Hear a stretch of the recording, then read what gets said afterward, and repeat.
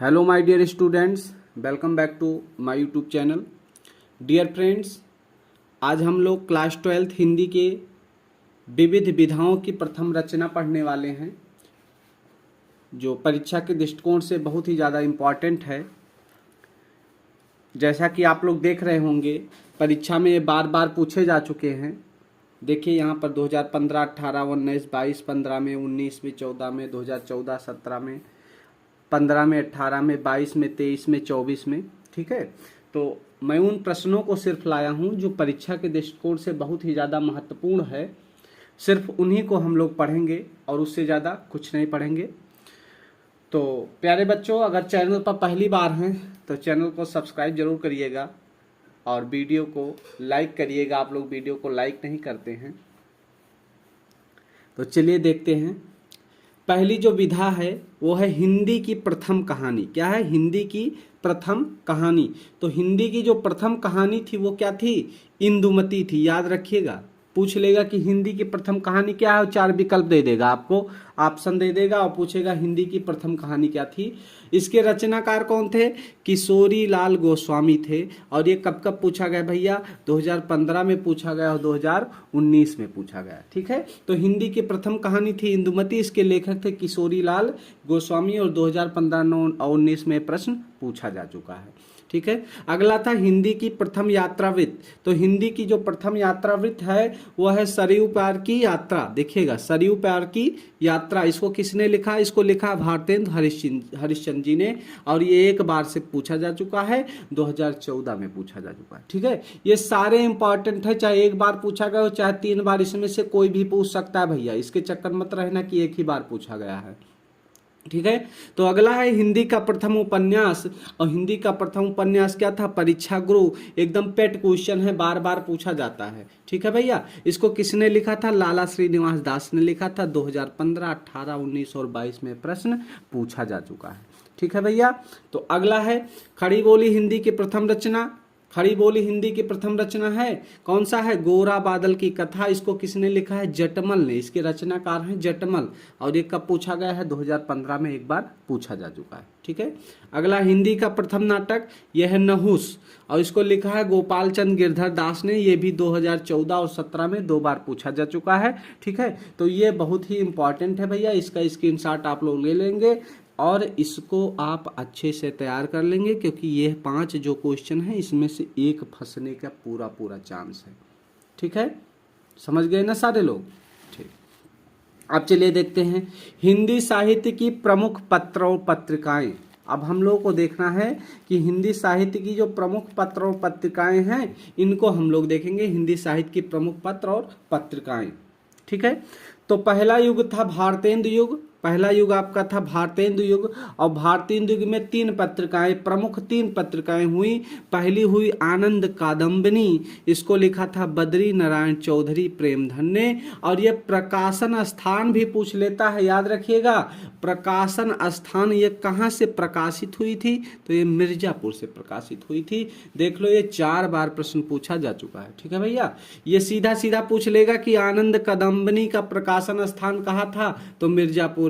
या इसके संपादक का नाम पूछ लेगा, ये किस युग का है? तो इसीलिए चारों आपको इंपॉर्टेंट रखा गया है। इसको इसमें से कहीं से भी प्रश्न बना सकता है। जैसे बना देगा कि आनंद कादम्बिनी किस युग की पत्रिका थी, या भारतेंदु युग की किन्हीं निम्न में से कौन सी पत्रिकाएं जो है, 4 ऑप्शन दे देगा और कहेगा भारतेंदु युग में निम्न में से कौन सी पत्रिकाएं थी। ठीक है, या पूछ लेगा कि आनंद कादम्बिनी की प्रकाशन स्थान कहाँ का था, या संपादक का नाम पूछ लेगा। ठीक है, तो ये चारों जो है आपको याद रखना है कि किसका क्या था। दूसरी इसकी इंपॉर्टेंट पत्रिका थी कविवचन सुधा। और इसके लेखक थे भारतेंदु हरिश्चंद्र। और यह कहां से प्रकाशन हुई थी? काशी से हुई थी भैया। ये 2018-19 में पूछा जा चुका है। यह काशी से प्रकाशित हुई थी। अगला है हिंदी प्रदीप। और इसको लिखा है बालकर्ण भट्ट ने। और यह प्रकाशित कहां से हुई थी? इलाहाबाद से हुई थी। देखो कितना इंपॉर्टेंट, 15, 18, 22, 23, 24 में पूछा जा चुका है भैया। ठीक है, तो ये तीनों पत्रिकाएं बहुत ही ज्यादा इंपॉर्टेंट हैं। ठीक है, अगला है द्विवेदी युग। और द्विवेदी युग में भी 3 पत्रिकाएं हुई। मर्यादा, इंदु और सरस्वती। मर्यादा को लिखा डॉक्टर संपूर्णानंद ने, और यह प्रयाग से, यह भी 2022 में पूछा जा चुका है। और इंदु को लिखा अंबिका प्रसाद गुप्त, काशी। इनको छोड़ भी सकते हैं, ज्यादा इंपॉर्टेंट नहीं है। सरस्वती को लिखा आचार्य महावीर प्रसाद द्विवेदी, ये भी कहां से हुई? इलाहाबाद से प्रकाशित हुई। ठीक है, तो अगला आते हैं शुक्ल युग। शुक्ल युग जिसे छायावादी युग भी कहा जाता है बेटा, इसमें भी 3 पत्रिकाएं, साहित्य संदेश, हंस और कर्मवीर। साहित्य संदेश को लिखा गुलाब राय डॉक्टर नागेंद्र ने, और प्रकाशित हुई कहां से? आगरा से प्रकाशित हुई।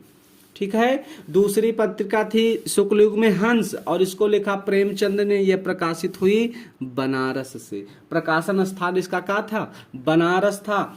अगली जो पत्रिका थी वो थी कर्मवीर। ठीक है, कर्मवीर थी, और इसको लिखा किसने? माखनलाल चतुर्वेदी ने, और ये कहां से प्रकाशित हुई? ये हुई जबलपुर से। तो इसमें 2016 में सिर्फ एक बार पूछा जा चुका है, हंस को पूछा है इसमें, लेकिन इनको आप जो है दिमाग में जरूर रखिएगा, कभी भी पूछे जा सकते हैं।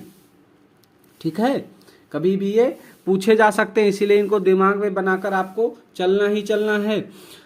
तो कर्मवीर हो गया। अब अगला आते हैं शुक्लोत्तर युग, जिसे छायोत्तर युग भी कहा जाता है। इसकी जो पत्रिका थी वो सारिका थी।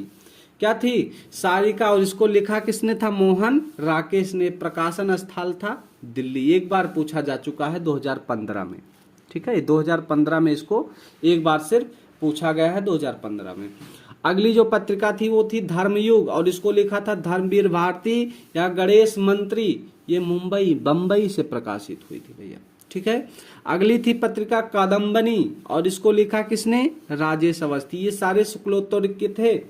इसको लिखा था राजेश अवस्थी ने। कहां से प्रकाशित हुई? तो ये दिल्ली से प्रकाशित हुई। ठीक है, तो आपको मेन टारगेट करना है भारतेंदु युग और द्विवेदी, भारतेंदु युग और शुक्ल युग के। भारतेंदु युग की तो सारी पत्रिकाओं को आपको टारगेट करके चलना है बेटा।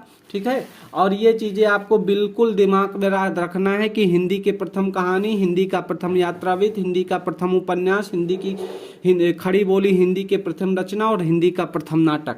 इनकी रचना और इनके लेखक का आपको नाम एकदम याद होना चाहिए जुबान पर, क्योंकि अगर प्रश्न आते हैं और प्रश्न इससे बनेंगे, देख लेना, मेरी गारंटी आप लोगों को है। ठीक है प्यारे बच्चों, तो बस आज के वीडियो में इतना ही। आशा करते हैं कि आपको वीडियो बहुत अच्छा लगा होगा। वीडियो आपको अच्छा लगा है तो कमेंट बॉक्स में कमेंट करके जरूर बताइए। वीडियो को अंत तक देखने के लिए आपका बहुत बहुत धन्यवाद।